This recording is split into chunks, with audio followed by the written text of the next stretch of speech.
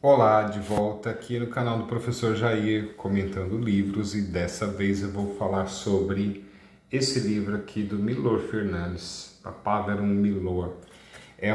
O Milor Fernandes é escritor, humorista, roteirista, jornalista, e esse aqui é uma coletânea de poemas dele, que pega ali do finalzinho dos anos 50 até o começo dos anos 70.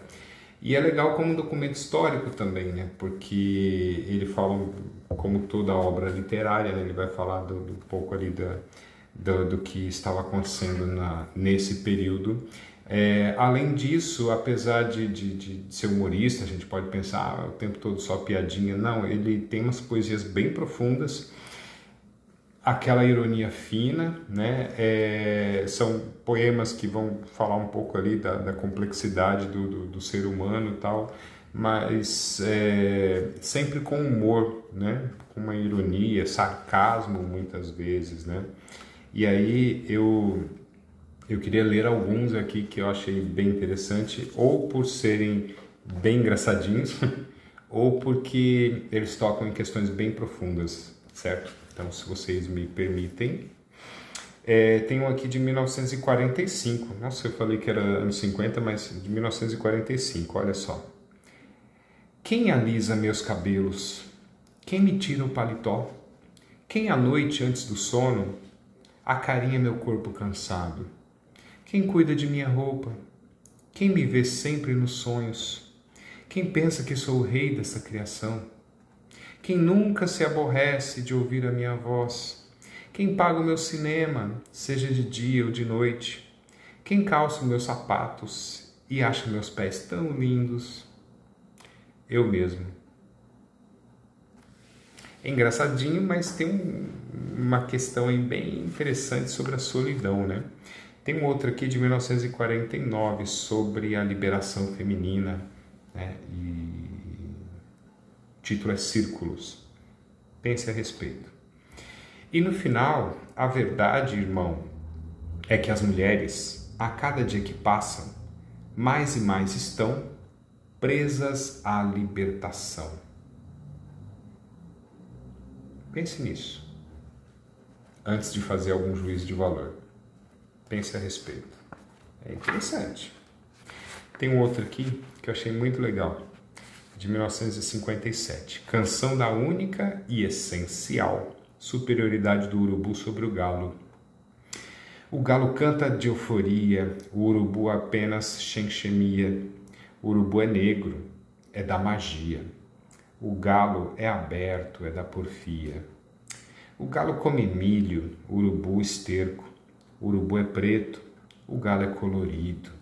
Álacre, alegre, zombeteiro, extrovertido e sensual, sultão de 1000 galinhas, decorativo, vaidoso, pensa que o sol desponta para ouvi-lo. Mas na hora da fome, o urubu, irmão, ninguém o come. Esse é legal, hein? Esse é forte, bem legal. É aquela história, né?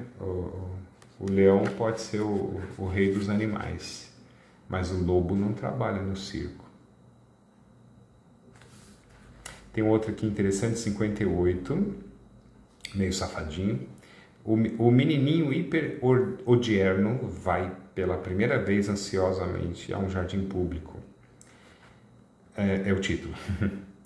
Estou decepcionado. Busto é isso?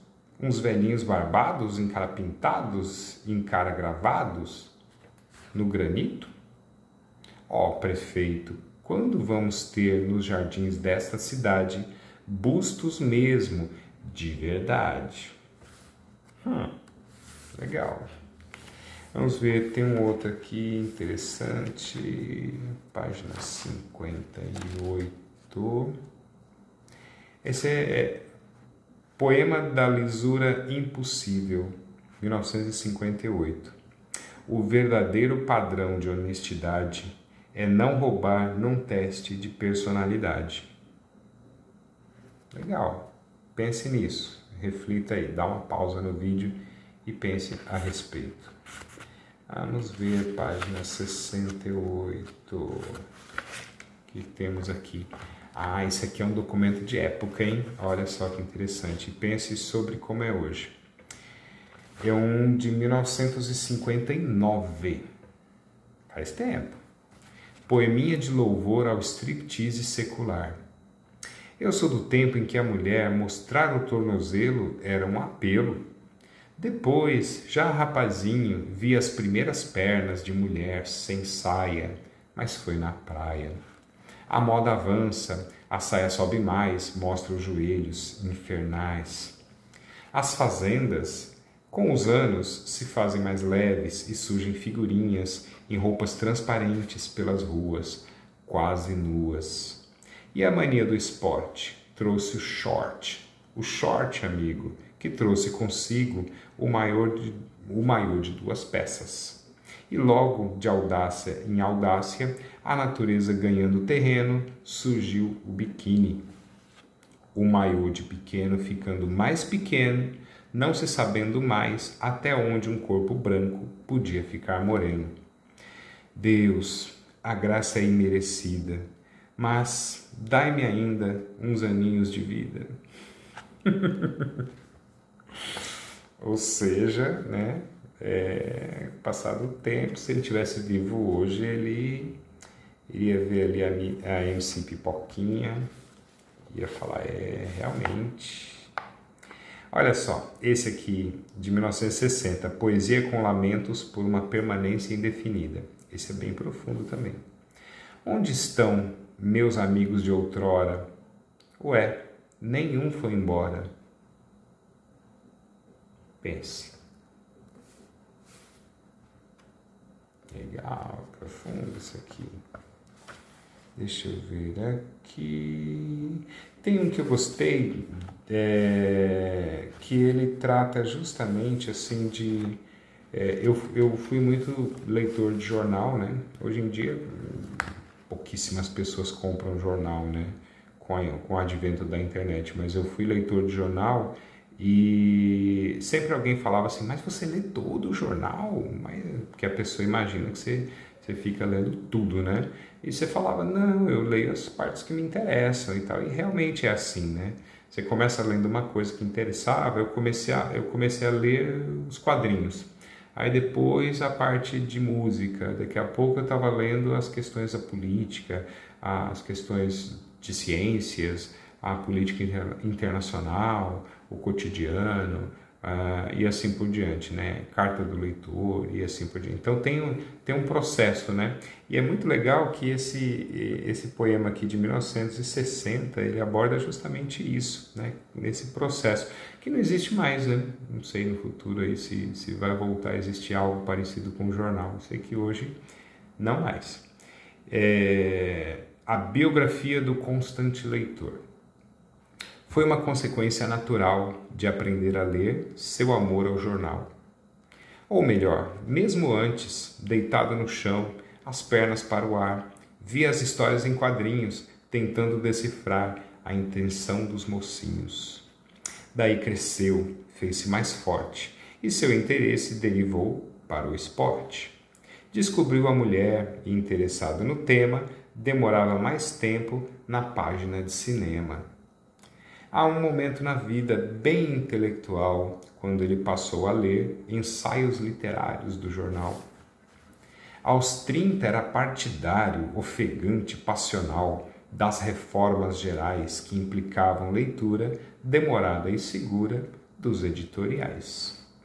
Quem casa quer casa, e por um momento seu interesse jornaleiro ia às imobiliárias primeiro.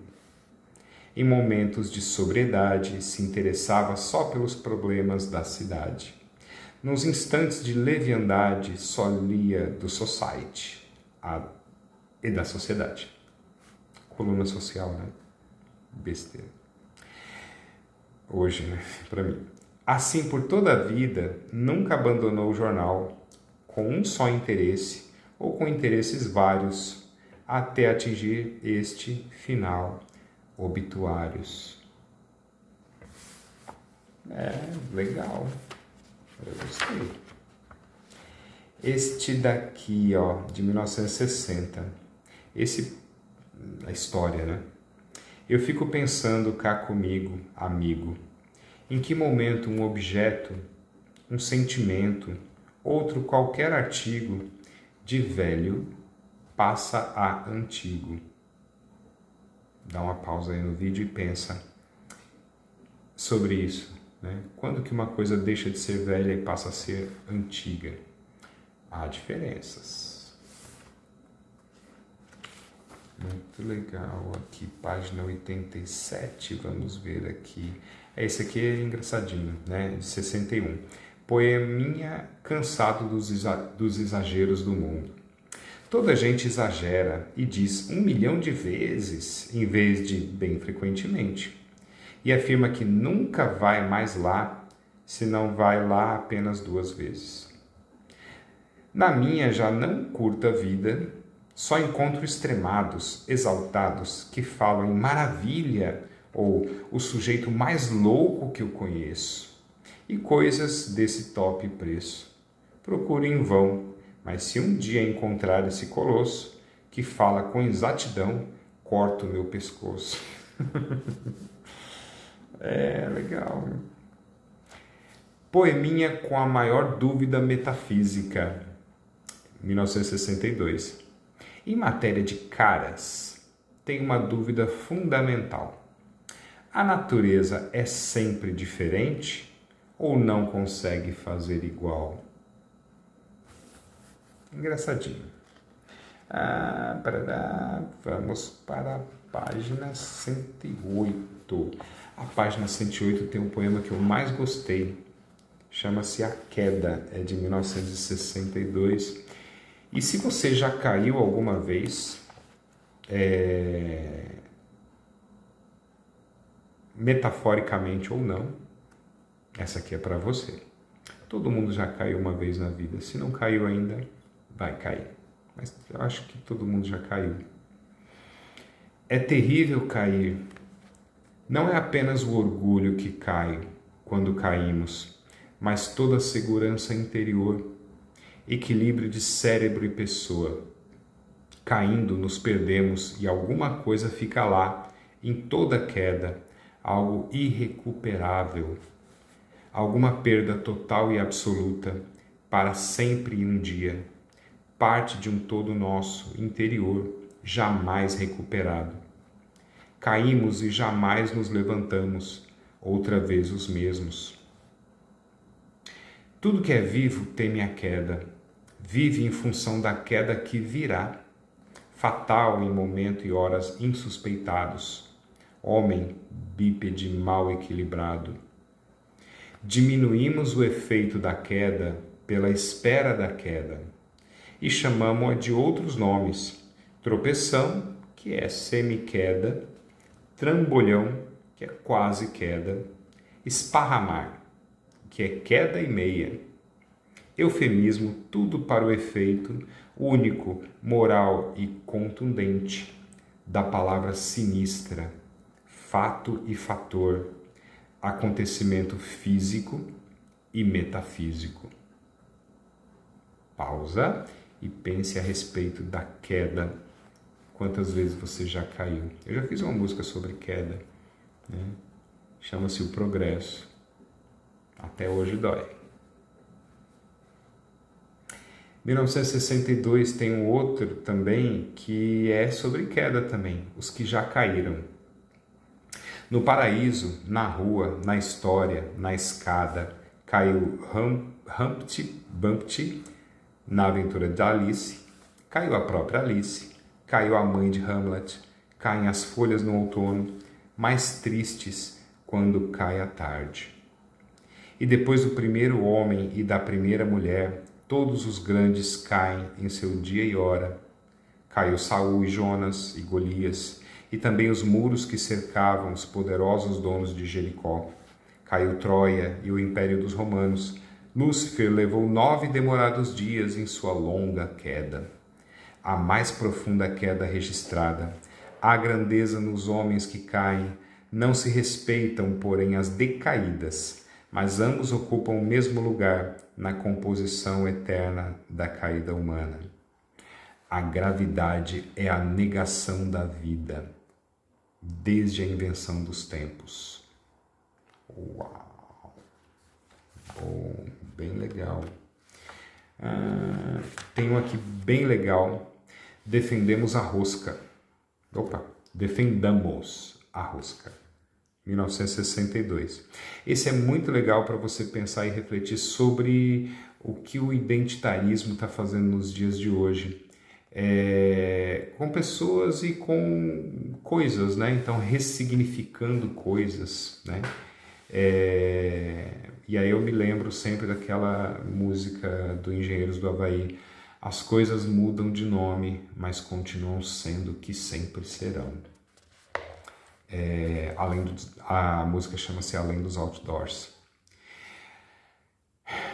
Vamos lá. Defendamos a rosca. Com razão ficou indignada quando na confeitaria lhe deram uma rosca quadrada. No mundo de vasta tecnologia, está bem que tirem o peso ao homem, substituam a função da clorofila e descubram a antimatéria.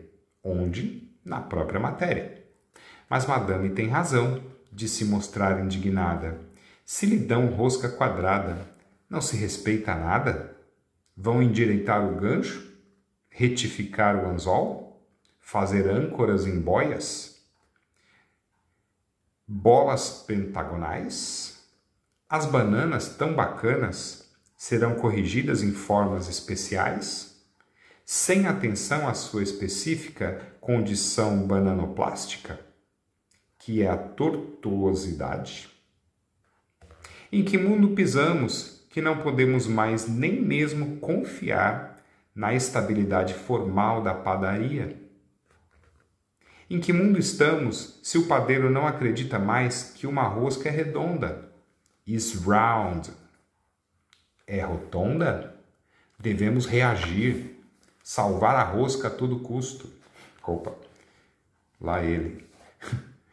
Se deixamos que a façam quadrada, logo a farão estrelada, hexagonal, triangular, indefinida, informal, concreta, até taxista. Negarão Proust com suas Madeleines bizantinas. E a busca será feita em esquinas. Fixemos definitivamente: uma rosca é redonda. Abaixo os exegetas dos paralelogramas culinários e os fãs das tangentes fermentadas com perpendiculares. Morte aos que apregoam doces sinoidais, pastéis secantes, bombons piramidais. Se não os detivermos nessa paranoia geométrica, dentro em breve nem lembraremos mais os limites da rosca. Forma, cor, tostagem, liquefação, maciez e doçura. E perdida a rosca, logo teremos na cozinha feijões quadrangulares, porcos octogonais e galinhas multiplanas, misturadas a ovos nunca ovais. Mas esse pesadelo dietético poderá ser detido facilmente se todas as donas de casa reagirem, trazendo sempre na boca e na memória esta imagem tosca, mas objurgatória. Uma rosca é uma rosca, é uma rosca, é uma rosca. 1962, e hoje a gente está discutindo o que é um homem, o que é uma mulher, né? Quando eu acho que a gente deveria estar discutindo o seguinte: existem homens, diferentes tipos de homens, diferentes tipos de mulheres, mas existe algo que é homem e algo que é mulher. E as pessoas hoje em dia são canceladas e são perseguidas e são destruídas muitas vezes por falarem que a grama é verde e que o céu é azul. Pense nisso. Polêmico, né? Polêmico hoje. Daqui a algumas décadas, talvez, as pessoas vão olhar para trás e vão falar assim: gente, que doideira que aconteceu aí nessas décadas, né? O identitarismo. Bom, tem um outro poema aqui de 1962, da discussão. Esse é bem interessante. Tivemos uma troca de palavras mesquinhas. Agora eu estou com as delas. Desculpa. Agora eu estou com as dela e ela está com as minhas. Toda discussão é assim, né? Finalizando aqui, tem um engraçadinho, né? De 63. A beleza é superficial, você me diz. Mas quem me importa? Não sou raio-x. E tem um outro aqui. O mundo é um palco, me disseram, mas vejam o papel que me deram. Ele tem um certo amargor, né? Por mais que seja engraçadinho em algumas poesias, em alguns textos dele, ele tem o amargor ali de que é uma coisa meio característica de alguns dos grandes escritores. Talvez isso seja até Pensem nisso, né? Como uma característica da grande literatura, esse certo amargor. Olha esse aqui, 1969. Sobre esse povo que quer ser diferente, né? E aí fica todo mundo igual, as tribos urbanas e tal. Olha só. A roupa, o cabelo, a mente, tudo pra frente. Como são iguais esses caras diferentes. Por aí, exatamente. Tem um outro aqui sobre racismo. Olha só, é de 1971. Para ser um bom racista, há um fator decisivo: saber, entre o branco e o preto, qual dos dois é o negativo. Né?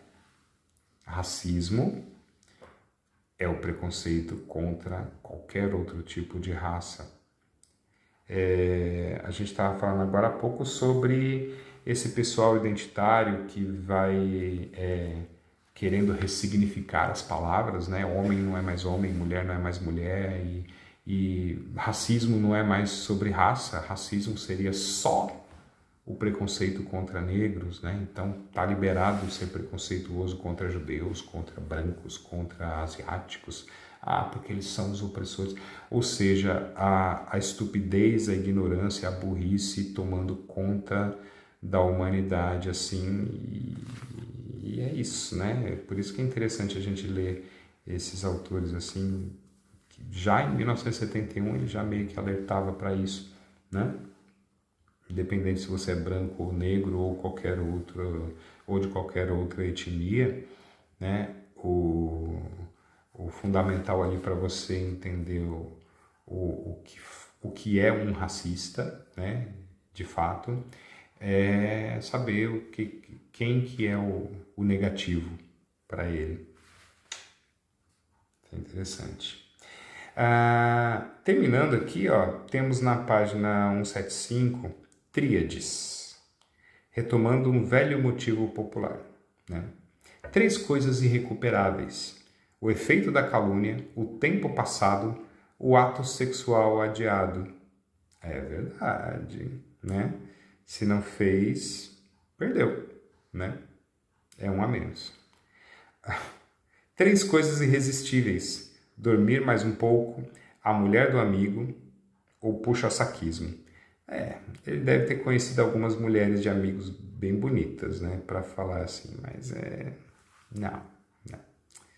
3 coisas maravilhosas e fugidias: a nuvem no céu, mulher rica e bonita, a juventude. É verdade.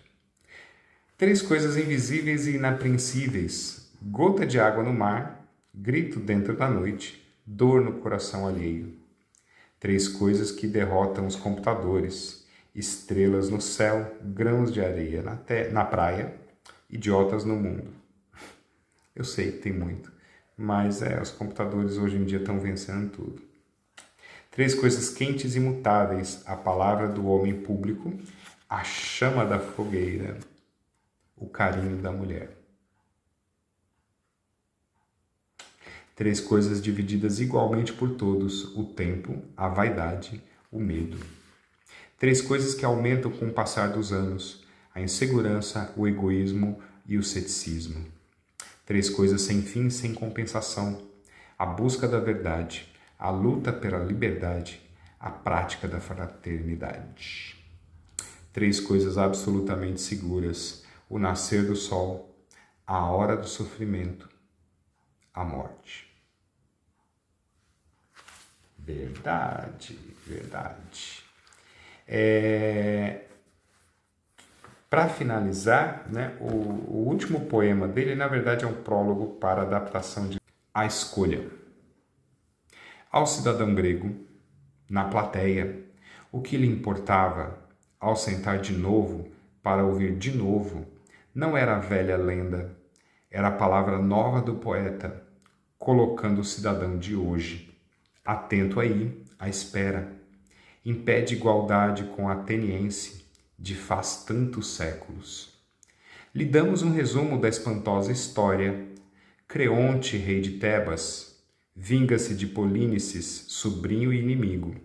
Antígona, irmã de Polínices, enfrenta o rei, é condenada à morte.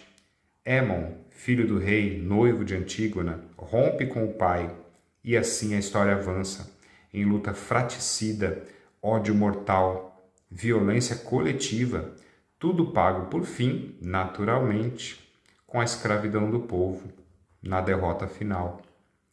Não, sabemos bem que ninguém aprendeu muito com essa história de Sófocles.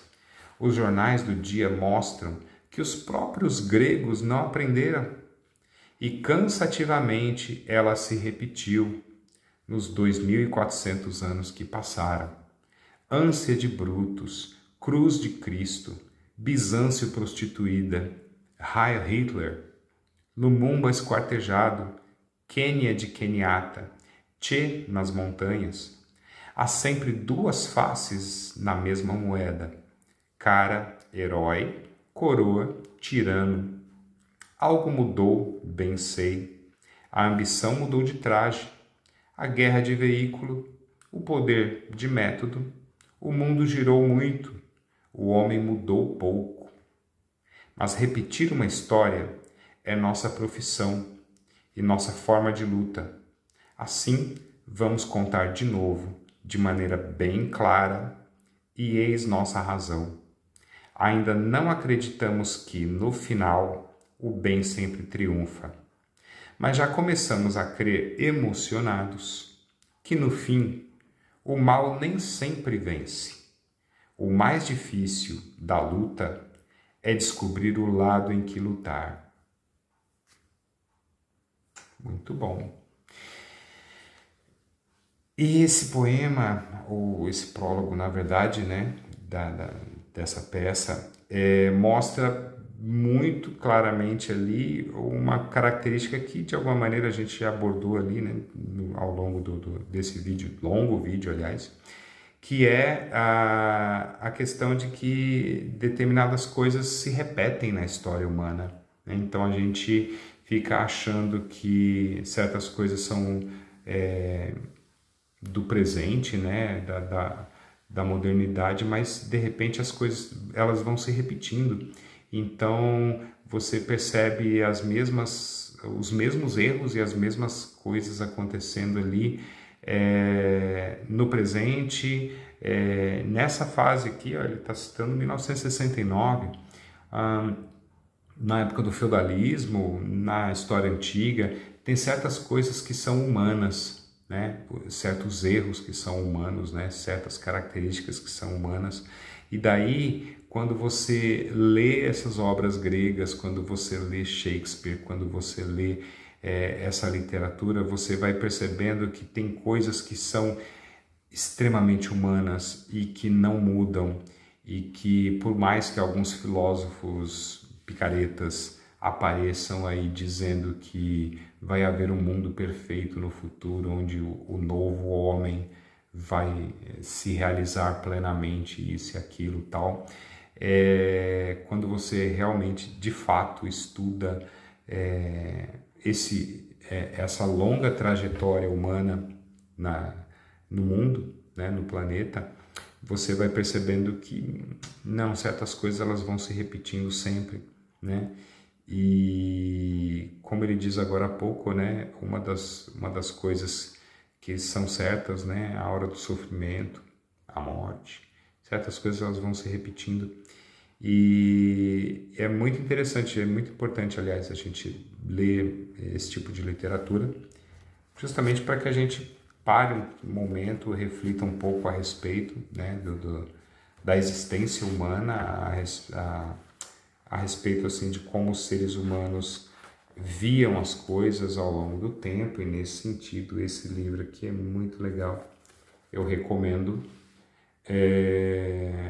Papaver Milor, né, a crônica dele. Tem várias outras obras, né? Eu li esse daqui, eu li esse aqui também de crônicas, que eu fiz um vídeo também a esse respeito, e eu sugiro que vocês procurem também, né? Ou mesmo que peguem esse vídeo que eu acabei de gravar, vão fazendo umas pausas, vão refletindo a respeito de algumas coisas, certo? E se você gostou, por gentileza, clique ali embaixo no curtir, siga aí o canal, tá? Eu não sou muito metódico ali com relação aos vídeos, né? Por várias questões, né? Principalmente questão de tempo, mas de vez em quando aparece algum livro ali que eu comento, ou algum vídeo sobre história, sobre acontecimentos gerais, ok? E quem sabe daqui a alguns anos as pessoas vão assistir esse vídeo e vão ver vão vê-lo, né, como um retrato do mundo que a gente está vivendo nos dias de hoje, ou pelo menos a interpretação de um historiador a respeito daquilo, ok? Então aguardo vocês no próximo. Muito obrigado pela presença.